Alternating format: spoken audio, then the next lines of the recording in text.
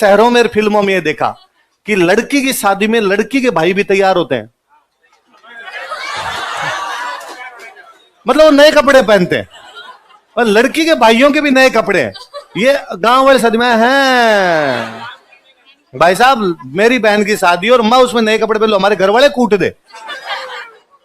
और घर वाले कहते मतलब ब्याह तेरे है।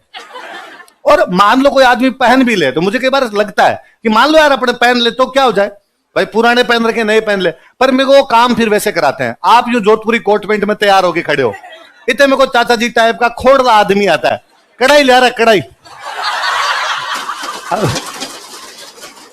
आप सिर पे कढ़ाई उठाए हुए हैं जोधपुरी कोट पैंट में, है ना, तो ले खोद वो भटियां खोदो, उनकी इंटें जचाओ। और अब तो भाई रे पैसे आगे गांव में थोड़े बहुत, इसलिए कम से कम मिठाइयों के लिए हलवाई तो बुला लेते हैं। पहले मिठाई के नाम पे होते थे लाडू बूंदी, तो हलवाई को कहते तू खाली बूंदी बना दे, खाली बूंदी बूंदी निकाल दे, तो लाडू हम बनाएंगे। 3 दिन तक यूं बैठे बैठे उस बूंदी से सारे दिन लगे रहते। ये ना ये भूखिए मतलब जिम से टाइट नहीं होते जितने हम लाडू बना बना के टाइट हो जाते, पर अन्य टाबर फिर भी उसमें मजा आता था, सारे दिन बैठे बैठे लाडू बना, क्यों बूंदी बीच में लाडू बनाते बनाते तरते। मीठा मीठा कहां पड़ा था भाई साहब, मीठे के लालच में अगर बूंदी तो मिलेगी, बूंदी खाने के चक्कर में लाडू बना लेंगे अपने, तो ये बड़ा वो। पर ये शहरों में आगे देखा भाई, यहाँ लड़की के भाई भाई यहाँ नौकर चाकर आ जाते हैं भाई, वेटर बुला लेते हैं, गांव में वेटर अपने ही होते हैं, अपने को वेटर बनना ही पड़ता है वहां पे, तो बाद में आप तैयार हो भी नहीं सकते। तो मेरे को तो याद है मेरे कजन सिस्टर की शादी थी 2013 के आसपास में, मेरे को 3 दिन तक कपड़े नहीं चेंज किए थे, मैं सोए कहां थे ये भी नहीं पता। वो मतलब मेरे बड़े होने के बाद की शादी थी, पहले टाबरों वाली शादी में तो इधर उधर हो जाते हैं हम, बड़े होते थे काम करना, उसमें ये थे कि भाई अब समझदार हो तुम, अब तुम्हें काम करना चाहिए। तो 3 दिन तक ये भी नहीं था कि अपने नहाए थे कि नहीं नहाए थे।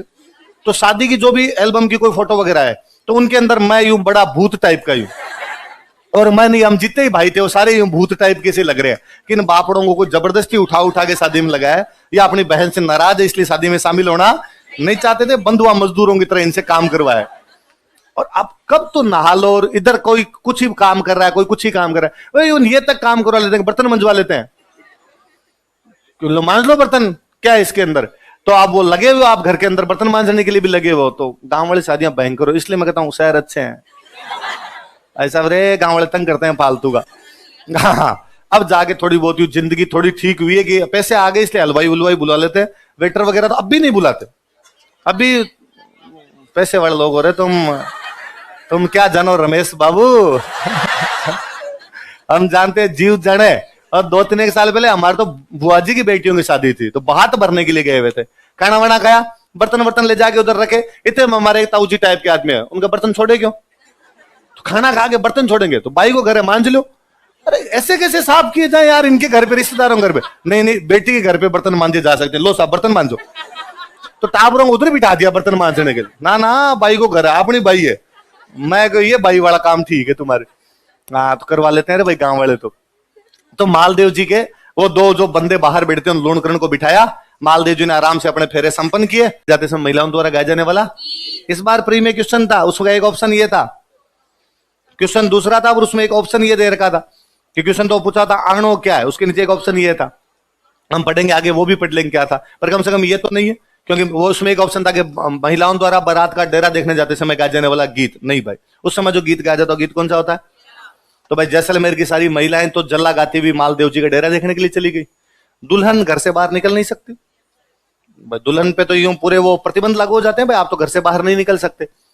पर अब उमादे की सहेलियां उमादे को आके बाहर से बताए, अरे क्या बारात है ये तुम्हारी, भयंकर बारात, इतने बाराती आए, अरे तुम्हारे पति भी कितने शानदार लग रहे हैं सज धज के एकदम। उमादे को भी लगेगी यार सब इतनी अच्छी बारात है तो मैं भी देखूं, पर अब उमादे देखे कैसे। तो आज का टाइम हो तो उमादे मालदेव के पास मैसेज कर दे, आना का please send some pics of Dera, और मालदेव जी भी कह देगी ये मैं हूं।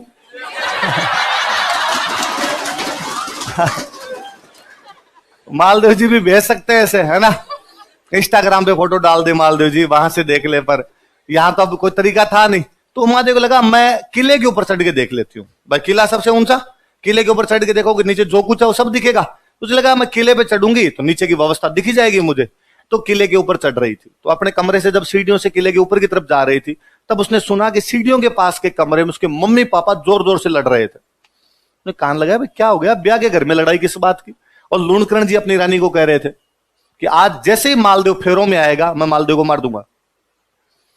वो बेचारे, कैसे मार दोगे अपना जवाई? उसने कहा, जवाई लिचड़ आदमी 10 दिन पहले अपने बैठे करने के लिए आया था और डर के मारे इससे लड़ाई कर नहीं सकते, इस चक्कर में तब पैसे देके वापस भेजा था और आज बाई ब्यानी पड़ रही है, बेटी देनी पड़ रही है, वरना इस आदमी को मैं घर पे नहीं चढ़ने दूं।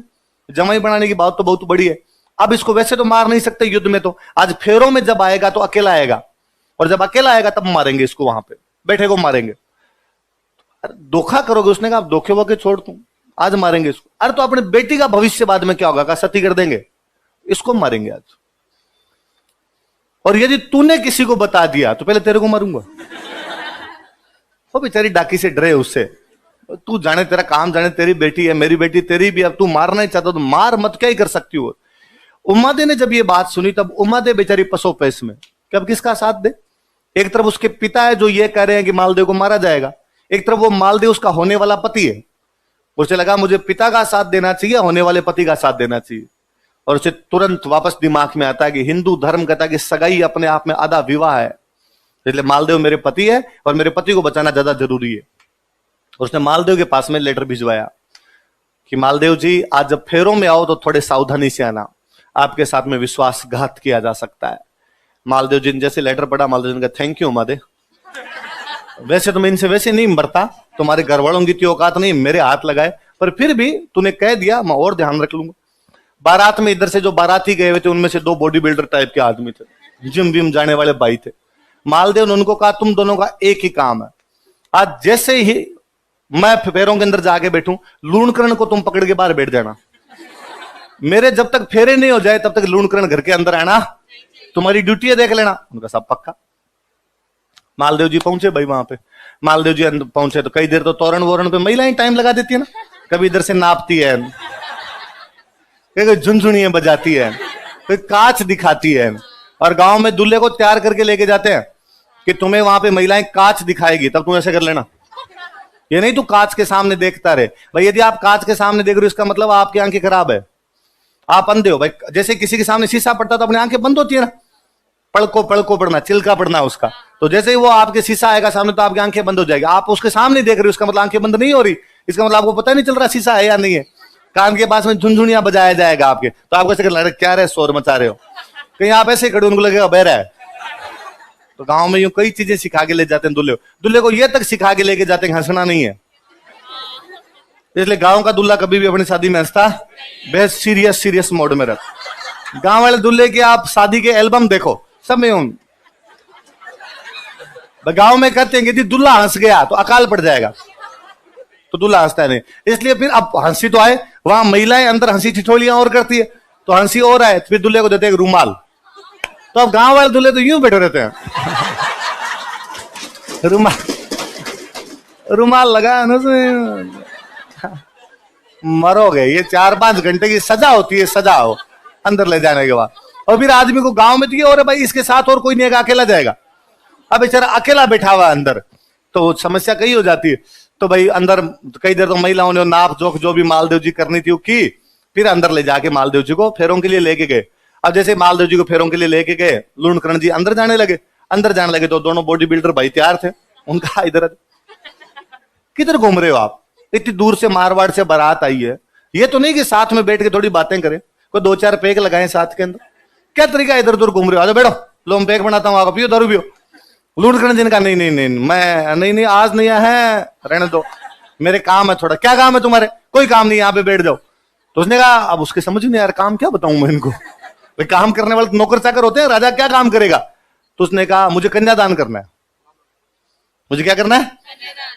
मुझे आप बोले मत बनो, कन्यादान कोई कर देगा, आपकी जरूरत है, बैठ जाओ। अरे मैं लड़की का बाप हूं। उसने कहा बस देख लिया हमने, चुपचाप बैठ जाए। और गांव में ये जरूरी भी नहीं होता कि लड़की के पिता कन्यादान करे।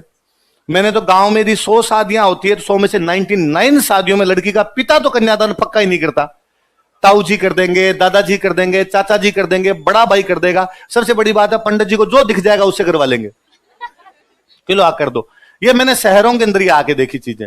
शहरों में दो चीजें बड़ी जोरदार देखी कि एक तो ये कन्यादान वगैरह ने एकदम लड़की के जो पिताजी होंगे वो कन्यादान करेंगे, या फिल्मों वाले दिखा दे लड़की के माता पिता को बुलाइए और माता पिता आके बैठते हैं और वो कन्यादान करते हैं। या मैंने